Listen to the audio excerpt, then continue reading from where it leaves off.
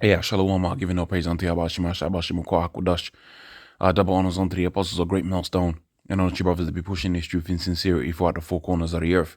On the above I body are coming out here to give you this truth for the grace and mercy of Yahweh Shema Shabashim Hakudash. And this is gonna be a relatively quick video. About a few years ago, almost like a decade ago, or over a decade ago, 14 years to be exact, you had what was known as the 2008 market crash.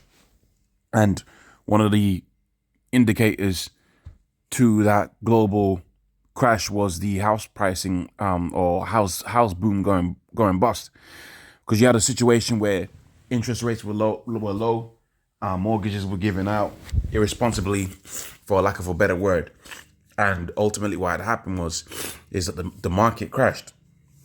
So you got the same thing being set up right now with the housing market cooling off. And again, this is a good indicator as to see what's happening out here, because in times of prosperity and times of gain, for lack of a better word, people are usually making so-called investments, making so-called good investments, which when the economy is so-called doing well, then people are usually buying houses, right? And then that inevitably drives the price of that particular commodity up, or that particular product up. And for the longest, even here, I've experienced it where some of my colleagues, they've gained like 20,000 on their property within a handful of years, because you had a cycle of boom, right? You had a cycle that was an upward trend due to the low interest rates that these banks were giving out. And we're going to see within the article that I got in prepared in a second too, when these interest rates starts going up, because they're trying to crash the system, or not trying to crash the system, they're gonna crash the system when these interest rates switched over by way of the central bank. So the central bank that we got out here is the Central Bank of England.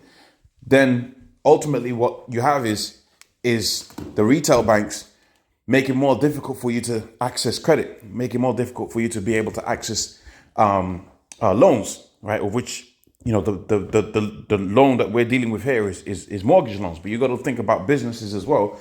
If the housing market starts to fail, then ultimately what happens as well is business loans and business rates, they become more difficult to get. See, when you had the 2008 crash, it wasn't just a singular crash of the market. Everything was impacted, right? Access to food, access to jobs, right?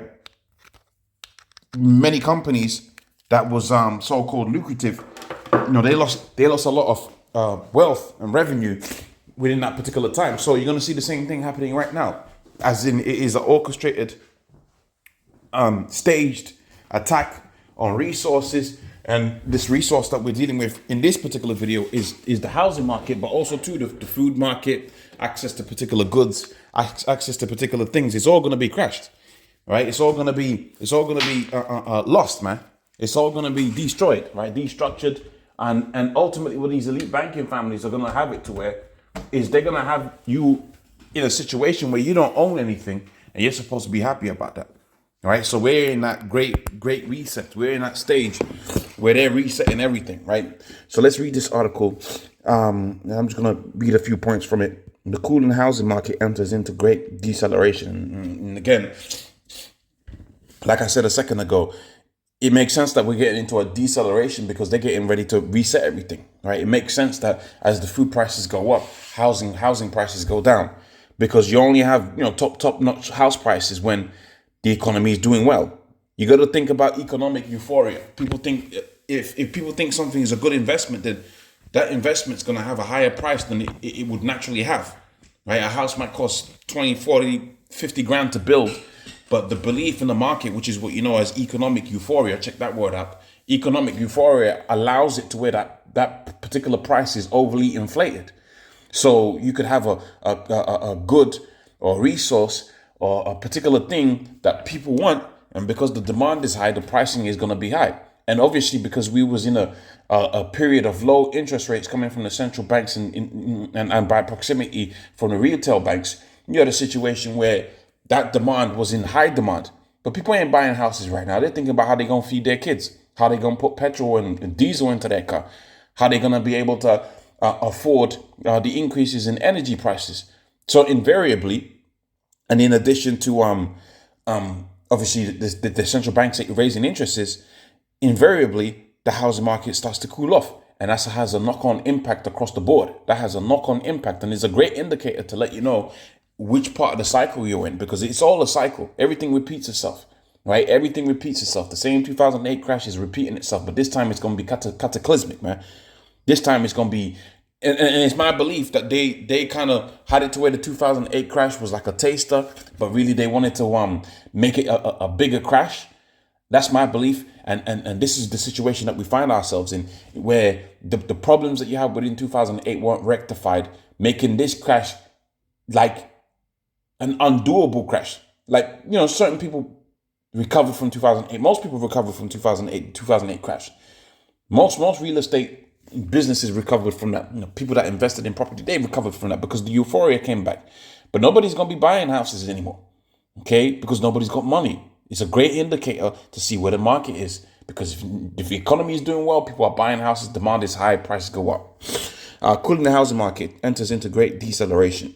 The housing boom is transitioning into a phase, right? The great deceleration. As states issued strict lockdowns 2 years ago, it was a foregone conclusion that the U.S. housing market would slump. After all, the C-19 recession sending the unemployment rate into the highest level since the Great Depression. So the unemployment rate, people getting back to work and all of that, but the damage is done, right? The damage is done. These different countries had borrowed all kind of money into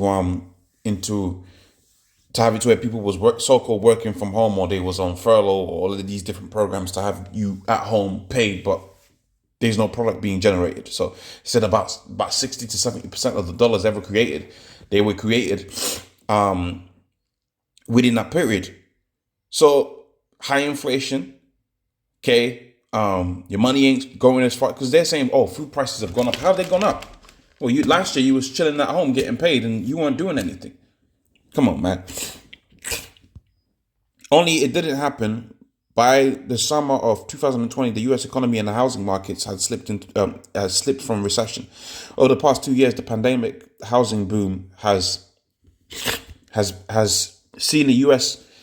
Prices soar 34.4%. So you had a bit of a boom, right? Because people were back out there buying and so on and so forth. But the large impact of that level of borrowing over the last 2 years, right? Inflation, house prices, and all of these factors that make it to where we're in the situation that we're in, slowing everything down. That tops the biggest 2-year jump in house prices, 21% posted in the run-up to the 2008 housing bubble. How could that happen? A perfect storm. In an effort to save the economy, policymakers juiced it during the 2000, the thing that happened two years ago, with unprecedented fiscal and monetary support. So people was getting easy loans. Same thing you had prior to 2008. People getting easy loans.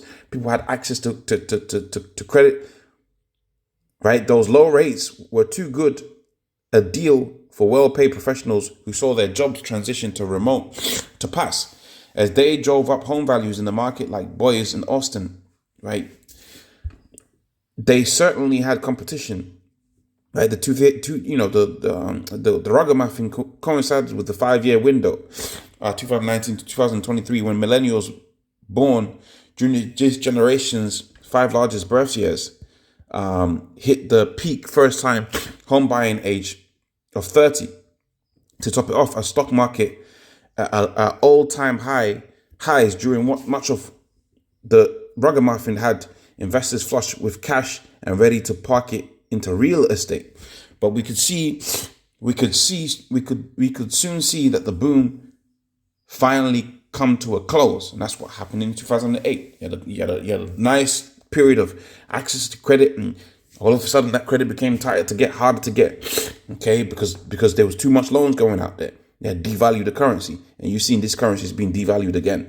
As data rolls into April and May, it's clear that the ragamuffin housing boom is cooling, and is cooling fast, right? We're now transitioning into a phase, or as Fortune calls it, the Great Deceleration, which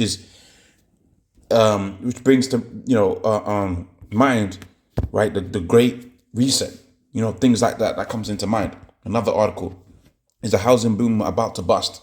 Again, you saw it in 2008. The housing boom just burst, boom, and the whole market crashed because a lot of these loans and a lot of these credits that are that you think is not associated to housing. You might think, oh, house prices just they'll just go down and we'll carry on as normal. But guess what?